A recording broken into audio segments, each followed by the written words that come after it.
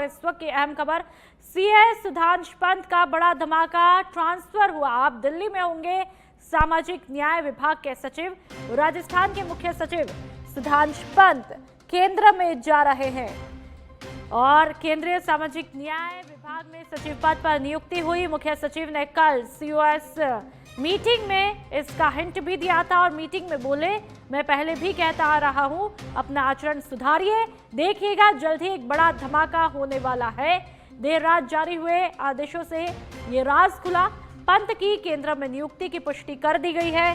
पहले भी दिल्ली में रह चुके हैं सुधांशु पंत। जयपुर स्थित HCMRIPA के डीजी और ACS ट्रेनिंग के पद पर रहे। जलदाय विभाग के ACS पद से हुआ उनका ट्रांसफर। पोल्यूशन कंट्रोल बोर्ड में ट्रांसफर हुआ था और इसके बाद में सेंट्रल डेपुटेशन पर दिल्ली गए। सत्ता परिवर्तन के बाद दिसंबर 2023 में लौटे। भजनलाल सरकार ने 1 जनवरी 2024 को उनको मुख्य सचिव बनाया था।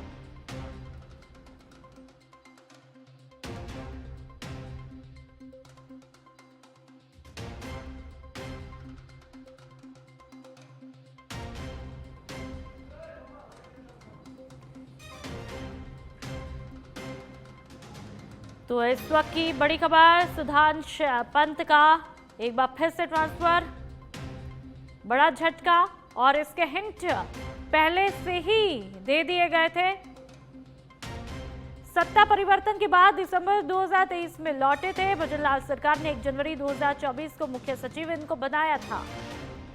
एक बार फिर से कहा जा सकता है एक बड़ा झटका देखने को मिला है। हालांकि यह झटका अचानक से नहीं, पहले भी हिंट दे दिए गए थे और उसके बाद में हिंट मतलब एक चेतावनी तो शायद दी ही होगी। और अब दिल्ली में जिम्मेदारी सामाजिक न्याय विभाग के सचिव के तौर पर जिम्मेदारी केंद्र जा रहे हैं और अब केंद्रीय सामाजिक न्याय विभाग में सचिव पद पर इनकी नियुक्ति कर दी गई है। बढ़ते आगे, कोटा के सांगोद में ऊर्जा मंत्री हीरालाल नागर ने कनवास इलाके के कई गांवों में जनसुनवाई की और इस दौरान ग्रामीणों ने सड़क, नाली और स्कूल से जुड़े कई समस्याओं को मंत्रियों के सामने रखा। लोगों ने बताया कि उनके स्कूल में शिक्षक कई दिनों तक आते ही नहीं है।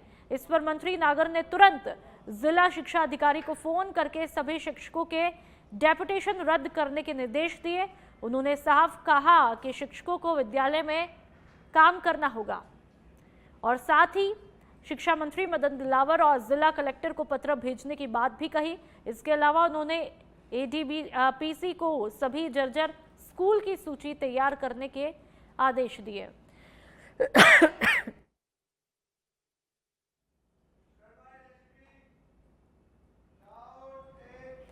और अब बांसवाड़ा की बात करेंगे। नादिया में दर्दनाक हादसा हुआ। डंपर से गिरे पोल की चपेट में 2 मासूम आए।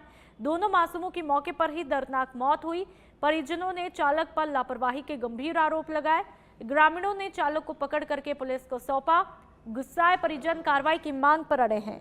परिजनों का शव उठाने से इंकार है और परिजनों और ग्रामीणों ने प्रदर्शन किया। तो ग्रामीणों ने चालक को पकड़ करके पुलिस को सौंपा। गुस्साए परिजन कार्रवाई की मांग पर अड़े हुए हैं। बांसवाड़ा की तस्वीरें, परिजनों का शव उठाने से इंकार और परिजन और ग्रामीण दोनों ने मिलकर के प्रदर्शन किया। नादिया में यह दर्दनाक हादसा होता है। डंपर से गिरे पोल की चपेट में आए 2 मासूम, दोनों मासूमों की मौके पर ही दर्दनाक मौत हो जाती है। परिजनों ने चालक पर लापरवाही के आरोप लगाए हैं और पुलिस को शिकायत कर दी है और गुस्साए परिजन अब कार्रवाई की मांग लगातार कर रहे हैं। परिजनों ने शव उठाने से भी इनकार कर दिया है। तो लगातार ये तस्वीरें आपको दिखा रहे हैं जहां पर ग्रामीणों का, परिजनों का गुस्सा फूट पड़ा है। नादिया की ये तस्वीरें हैं।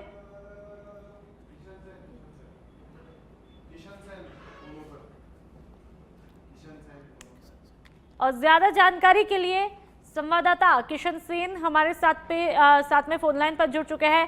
किशन, कैसे ये घटना घटित होती है, फिलहाल परिजनों की क्या कुछ मांग है? लेकिन ऊपर ये जो पूरा मामला है वो बांसवाड़ा जिले के सदर थाना क्षेत्र के नाजिया ग्राम पंचायत का मामला है, जहां पर एक डंपर तेज गति से आ रहा था। इसी दौरान डंपर की टक्कर है वो विद्युत पोल के साथ के अंदर में होती है और विद्युत पोल जैसे ही गिरता है दो मासूम बच्चों के ऊपर में गिरता है और दोनों की मौके पर मौत हो जाती है। जैसे ही दोनों बच्चों की मौत होती है, आसपास के ग्रामीणों की वहां पर भीड़ इकट्ठी जो हो जाती है, शव को वहां पर रख दिया जाता है और जो डंपर का चालक था उसे पकड़कर सदर थाना पुलिस के हवाले कर दिया जाता है। लेकिन ग्रामीणों ने वहां पर फिलहाल शव को नहीं उठाया गया, इसलिए कि उनकी मांग है कि जो आरोपी है उसके खिलाफ कड़ी सजा की जो मांग है वो की जाए। साथ ही जिन दो बच्चों की मौत हुई है उनके जो परिवारजनों की कम से कम 1 करोड़ रुपए का मुआवजा उन्हें मिला जाए, इस प्रकार की मांगों को लेकर वहां पर प्रदर्शन किया जा रहा है। लेकिन मौके पर पहुंची सदर थाना पुलिस परिवार के लोगों को समझाइश कर रही है और पूरा जो मामला है वो सदर थाना क्षेत्र का है। जी नूपुर। बिल्कुल, इनकी मांगे हैं, इस पर पुलिस का क्या कुछ रिएक्शन है, उनका क्या कुछ कहना है?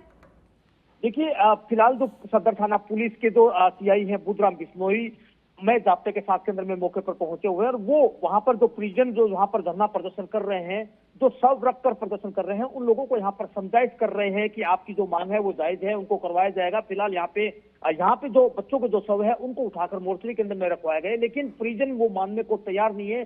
फिलहाल कहीं ना कहीं जो पुलिस लगातार समझाइश का जो दौर है वो वहां पर जारी है। स्थानीय जनप्रतिनिधि उनकी भी यहाँ पर पुलिस मदद ले रही है कि स्थानीय नेताओं की अगर बीच में मध्यस्थता कर कहीं ना कहीं इस पूरे मामले को निपटारा किया जाए। लेकिन आपको मैं बता दूं कि इस प्रकार की घटनाओं को लेकर जो मृतक है उनके परिजन और उनके परिवारजन है वो काफी आक्रोश के अंदर में है और यहाँ पर बस मुआवजे की मांग और कड़ी कार्रवाई की मांग को लेकर यहाँ पर धरना प्रदर्शन किया जा रहा है। जी बिल्कुल किशन, भले ही मुआवजे की मांग यहाँ पर परिजनों के द्वारा की जा रही है, लेकिन दर्द गुस्सा अपनी जगह पर होता है, क्योंकि आप मुआवजा भी दे दो तो जो आपने व्यक्ति खो दिया है, जो मासूम आपके घर की चहल पहल थी उसको खो दिया, उससे बड़ा दर्द कुछ नहीं हो सकता। किशन, बिल्कुल नुपुर, आपने सही कहा है कि देखिए जिस प्रकार से अगर घर का अगर कोई भी चिराग अगर बुझता है तो उसके परिवार के अंदर में दुख होगा, मातम होगा और गुस्सा भी उनका जायज है, क्योंकि लगातार जिस प्रकार से राजस्थान के अंदर में इस प्रकार की जो घटनाएं आ रही है, आपने देखा होगा कि पहले भी बस के अंदर में कई लोगों की मौत हो गई, जिसके बाद के अंदर में सरकार ने अभियान चलाया था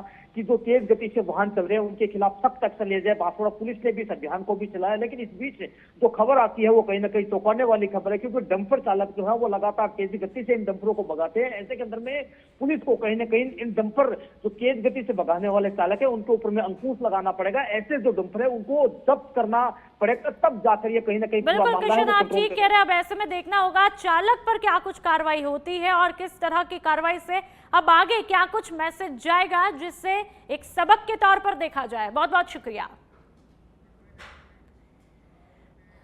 और आप कोटपुतली के बानसूर से एक दर्दनाक हादसे की खबर सामने आई है, जहां पर बानसूर के हमीरपुर गांव छींट में 3 साल के मासूम की ट्रैक्टर के नीचे आने से दर्दनाक मौत हुई। बताया जा रहा है कि हादसा परिजनों के ही ट्रैक्टर से हुआ। गंभीर हालत में बच्चे को तत्काल बानसूर उप स्वास्थ्य केंद्र लाया गया, लेकिन डॉक्टरों ने उसे मृत घोषित किया। हादसे के बाद में परिवार में कोहराम मचा है और गांव में शोक की लहर दौड़ गई। फिलहाल पुलिस ने घटना की जानकारी ली है।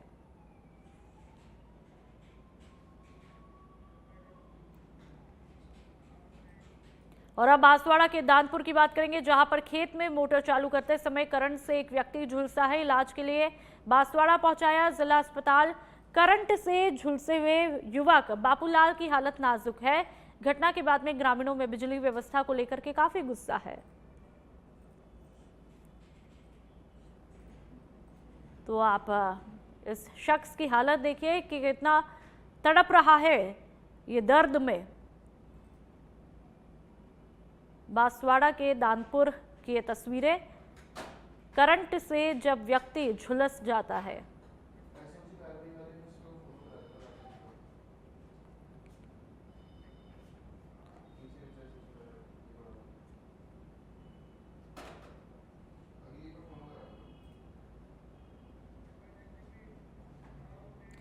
और अब जयपुर एसओजी से बड़ी खबर, जहां पर एसओजी और एडीजी विशाल बंसल के निर्देशन में कार्रवाई हुई। तृतीय श्रेणी अध्यापक भर्ती परीक्षा 2023 में डमी अभ्यर्थी गिरफ्तार। चयनित अध्यापक के स्थान पर डमी बैठने वाला अपराधी पुष्पेंद्र सिंह गिरफ्तार। सचिन कुमार बघेल के स्थान पर परीक्षा दे दी। सिग्नेचर और फोटो का मिलान नहीं होने पर आरोपी पकड़ा गया था। सचिन से हुई पूछताछ के बाद में पुष्पेंद्र का नाम सामने आया था। लाखों रुपए लेकर के पुष्पेंद्र डमी अभ्यर्थी बंद करके बैठा था। एसओजी की पूछताछ में पुष्पिंदर सिंह ने अपना गुनाह कबूल किया। इससे पहले भी कई और परीक्षाओं में डमी अभ्यर्थी के रूप में बैठ चुका है आरोपी।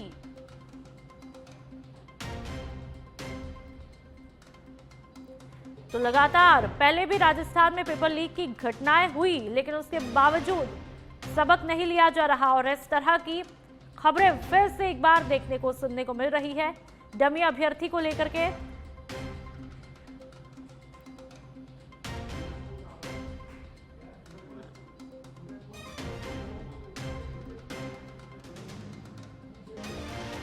और इससे पहले भी आरोपी जो है पहली दफा नहीं, पहले भी डमी कैंडिडेट के रूप में आरोपी बैठ चुका था। जयपुर एसओजी से बड़ी खबर।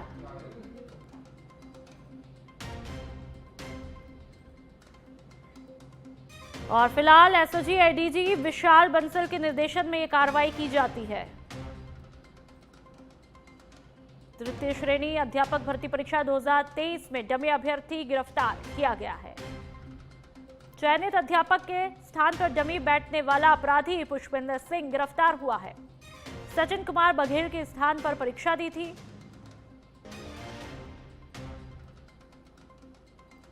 सिग्नेचर और फोटो का मिलान नहीं होने पर आरोपी धर दबोचा पकड़ा गया।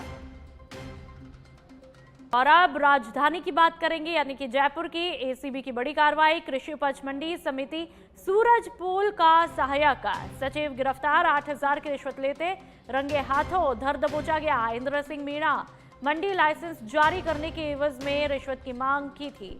एसीबी की एसआईयू टीम ने ट्रैप करके गिरफ्तार किया है।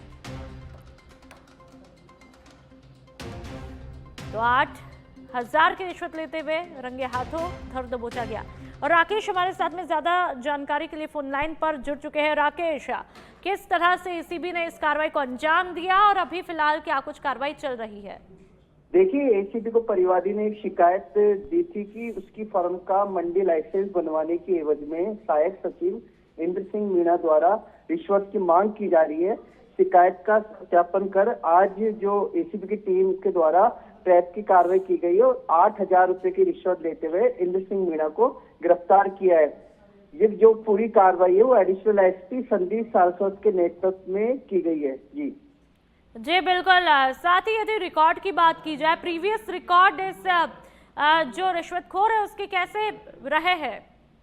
देखिए, कोई प्रीवियस रिकॉर्ड है नहीं, ये पहली बार ही इस तरह से ये जो पुलिस के रडार में आया है। चूंकि रिश्वत लेते हुए एसीबी की टीम ने आज इसको गिरफ्तार किया है और जो आरोपी है उसके विरुद्ध भ्रष्टाचार निवारण अधिनियम 1988 के प्रावधानों के अंतर्गत प्रकरण दर्ज कर आगे की कार्रवाई की जाएगी। बिल्कुल। एसीबी को कब इसकी सूचना मिली है और कितने बजे इस कार्रवाई को अंजाम दिया गया?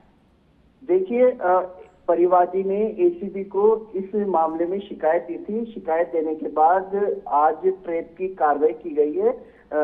दिन के में ये कार्रवाई को अंजाम दिया गया था। चूंकि एसीबी की टीम लगातार जो कार्यालय है उसके आसपास घूम रही थी और परिवादी के द्वारा जब ये रिश्वत दी गई और आरोपी ने जब रिश्वत ली तो उसको तुरंत रंगे हाथ गिरफ्तार कर लिया गया है। बहरहाल सत्यापन कर और टीम के द्वारा जो ट्रैप की कार्रवाई की गई है। अब अग्रिम ठीक है, बहुत बहुत शुक्रिया तमाम जानकारी के लिए। और अब नागौर की मेड़ता की बात करेंगे, जहां पर एसीबी नागौर की बड़ी कार्रवाई देखने को मिली। मेड़ता थाने का एएसआई 20,000 रुपए की रिश्वत लेते गिरफ्तार किया गया। मुकदमे में मदद की एवज में रिश्वत की मांग की थी। 50,000 रुपए की रिश्वत मांगी थी। आरोपी पहले ही ले चुका था 30,000 रुपए। रिश्वत के आरोपी से पूछताछ की जा रही है। तो एसीबी नागौर की बड़ी कार्रवाई देखने को मिली। 20,000 रुपए की रिश्वत लेते धर दबोचा गिरफ्तार किया गया। मुकदमे में मदद की एवज में रिश्वत की मांग की थी। 50,000 रुपए की रिश्वत की मांग की थी। लगातार एसीबी काफी एक्टिव दिखाई दे रही है। जो भी रिश्वत ले रहा है उसको एसीबी बिल्कुल भी बख्शती हुई दिखाई नहीं देती है। और जाहिर सी बात है, जब भी कुछ गलत काम होगा तो कार्रवाई भी होगी और एसीबी लगातार कार्रवाई पर कार्रवाई धड़ल्ले से कर रही है। मुकदमा नंबर 100/25 और 124/25 ये आपस में क्रॉस केस है और 99, 100 और 124 3 मुकदमे हैं। मैंने क्या घर पे कोई कार्रवाई वगैरह हुई पुलिस ने की? नहीं, इनका यहाँ का क्वार्टर चेक किया था, बाकी अभी इनके घर पे। और आप जयपुर के दूदू की बात करेंगे, जहां पर निर्माणाधीन मकान के गिरने की सूचना मिली थी। 3 से 4 लोगों के दबे होने की सूचना है। सूचना पर दूदू एसएचओ मुकेश खारड़िया मौके पर पहुंचे, घायलों को एडमिट करवाया। मलबे में दबे लोगों को निकालने के लिए रेस्क्यू ऑपरेशन जारी है। दूदू उपखंड के भाला के जाव के पास गणेश कॉलोनी की एक घटना बताई जा रही है। और आपको कुछ देर पहले वो तस्वीरें भी दिखाई थी हमने, जब डेप्यूटी सीएम प्रेमचंद बैरवा भी मौके पर पहुंचते हैं। कुछ देर पहले वो तस्वीरें भी दिखाई और फिर से एक बार हो सकता है हम आपको वो तस्वीरें दिखाएं, जब डेप्यूटी सीएम प्रेमचंद बैरवा यहां पर पहुंचते हैं। तमाम दूसरे जिम्मेदार अधिकारी यहां पर पहुंचते हैं।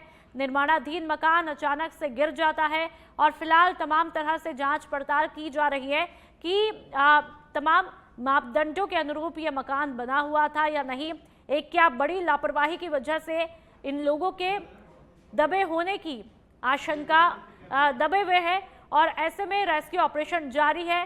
प्रार्थना यही है कि तमाम जो लोग हैं, तकरीबन 3 से 4 बताए जा रहे हैं, उनको सुरक्षित बाहर निकाल लिया जाए। और ये तस्वीरें कुछ देर पहले भी हमने आपको दिखाई। डेप्यूटी सीएम प्रेमचंद बैरवा, तमाम जिम्मेदार वहां पर मौके पर पहुंचे हैं। दूसरी तस्वीरें जब मलबा हटाया जा रहा है, लेकिन हैरानी की बात यह है कि आखिरकार यदि वाकई में जो आशंका जताई जा रही है कि मापदंडों के अनुरूप यदि ये मकान नहीं बनाया गया तो एक बड़ी लापरवाही जिसका खामियाजा दूसरे लोगों को भुगतना पड़ता है।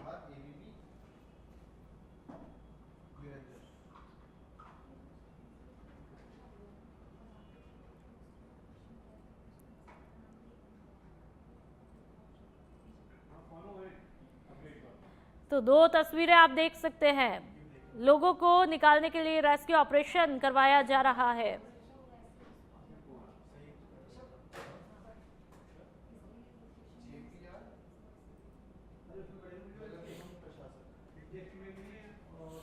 और ज्यादा जानकारी के लिए शिव कुमार हमारे साथ में फोन लाइन पर जुड़ चुके हैं। शिव कुमार, रेस्क्यू ऑपरेशन कभी से चल रहा था, अभी फिलहाल रेस्क्यू ऑपरेशन को लेकर के क्या कुछ अपडेट मिल रही है? क्या लोगों को बाहर निकाल लिया है? नहीं, फिलहाल रेस्क्यू ऑपरेशन जारी है। करीब 2 घंटे से रेस्क्यू ऑपरेशन चल रहा है। अब शायद 10 या 20 मिनट बाद, आधे घंटे में ये बिल्कुल क्लियर हो जाएगा कि लोगों को निकाल लिया जाएगा। वो कैसे निकलते हैं ये तो समय बताएगा। बिल्कुल, लेकिन है ना लेकिन शिव कुमार, जो रेस्क्यू ऑपरेशन लोग कर रहे हैं उनका क्या कुछ कहना है, टीम का क्या कुछ कहना है कि लोगों को क्या पूरी तरह से सुरक्षित बाहर निकाल लिया जाएगा, वो सुरक्षित है? इस बारे में किसी भी तरह का हिंट मिल पाया है क्या? अभी ऐसा कुछ फिलहाल कहना जल्दबाजी रहेगी। बाकी ऐसा लग रहा है कि हो सकता है लोग सुरक्षित बचने के कम ही चांस नजर आ रहे हैं फिलहाल, जैसा प्रत्यक्षदर्शी बता रहे हैं। और वहां पर डेप्यूटी सीएम भी पहुंचे, उन्होंने क्या कुछ निर्देश दिए, उनका क्या कुछ कहना था? एक्चुअली डिप्टी सीएम साहब पहुंचे थे, उन्होंने प्रशासन को सख्त निर्देश दिए हैं कि जल्द से जल्द रेस्क्यू ऑपरेशन को पूरा करके लोगों को बाहर निकाला जाए। बिल्कुल शिव कुमार, और जो निर्माणाधीन मकान की बात की गई जो गिर गया, लेकिन उसको लेकर के क्या किसी भी तरह की इन्वेस्टिगेशन शुरू हुई? क्या ये मकान मापदंडों के अनुरूप था या नहीं था? क्या एक लापरवाही थी या नहीं थी, हादसा था? इस बारे में कुछ जानकारी अब तक निकल करके आ पाई है? नहीं, एक्चुअली अभी तो क्या है, घटना बिल्कुल घटित हुई है। मुश्किल से 2 घंटे हुए हैं, रेस्क्यू ऑपरेशन भी चल रहा है। पूरा प्रशासन दबे हुए मजदूरों को निकालने के चक्कर में लगा हुआ है। अब इस पर एक्चुअली क्या कार्रवाई होगी ये आने वाला समय या सुबह बताया जाएगा। ठीक है, बहुत बहुत शुक्रिया। तो लगातार रेस्क्यू ऑपरेशन चल रहा है, तकरीबन 2 घंटे का वक्त बीत चुका है। और अब जोधपुर के ओसिया की बात करेंगे, जहां पर बावड़ी कस्बे में रोडवेज बस और ट्रेलर की आमने सामने भिड़ंत हुई। हादसे में लगभग 34 से ज्यादा यात्री घायल। बावड़ी सामुदायिक स्वास्थ्य केंद्र में घायलों का प्राथमिक उपचार जारी है। 3 से ज्यादा गंभीर रूप से घायल यात्रियों को जोधपुर रेफर किया। प्रारंभिक जानकारी के मुताबिक ट्रेलर चालक कथित तौर पर शराब के नशे में था। ट्रक चालक के शराब के नशे में होने के कारण दुर्घटना हुई थी। पुलिस मौके पर पहुंच चुकी है और पूरे मामले की तहकीकात में लगी हुई है।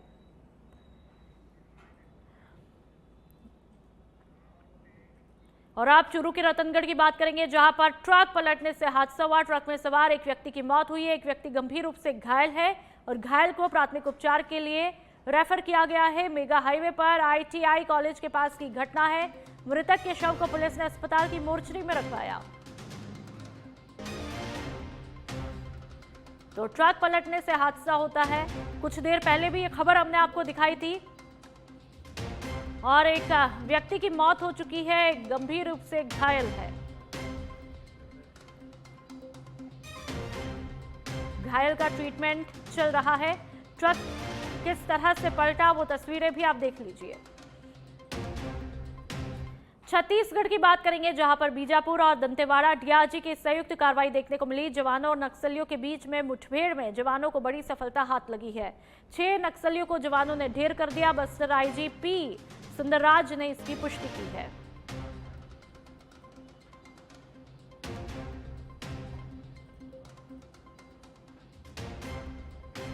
तो कार्रवाई यहां पर की गई। जवानों और नक्सलियों के बीच में मुठभेड़ होती है। मुठभेड़ में जवानों को बड़ी सफलता हाथ लगी। 6 नक्सलियों को जवानों ने ढेर किया है। बस्तर IGP सुंदरराज ने पुष्टि की है।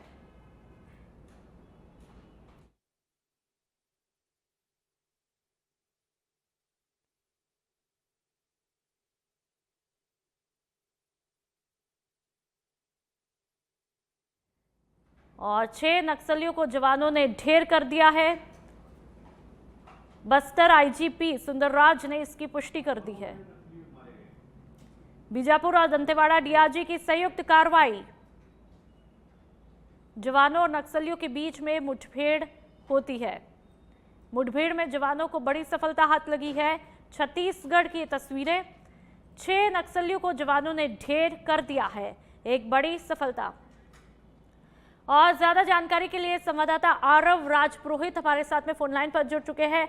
आरव, इसे कितनी बड़ी सफलता के तौर पर देखा जाए और अभी फिलहाल वहां पर क्या कुछ अपडेट?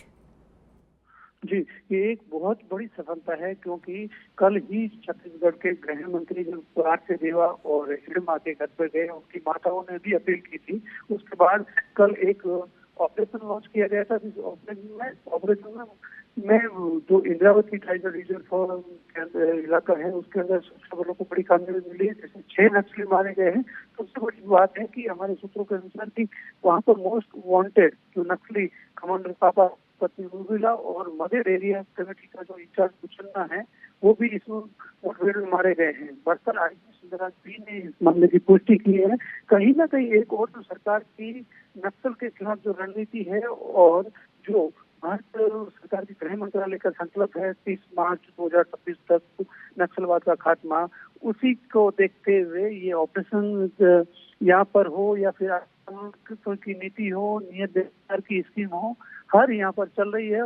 हर तरह से नक्सलियों को कहा जा रहा है मुख्य धारा में आए, लेकिन नक्सली जो कुछ नक्सली यहाँ पर अभी भी भटके हुए हैं, उनके लिए ऐसे ऑपरेशन चलाए जा रहे हैं, जिसमें आज बहुत बड़ी सफलता मानी जा रही है और यहाँ पर सर्चिंग ऑपरेशन चालू है। बहुत बहुत शुक्रिया तमाम जानकारी के लिए।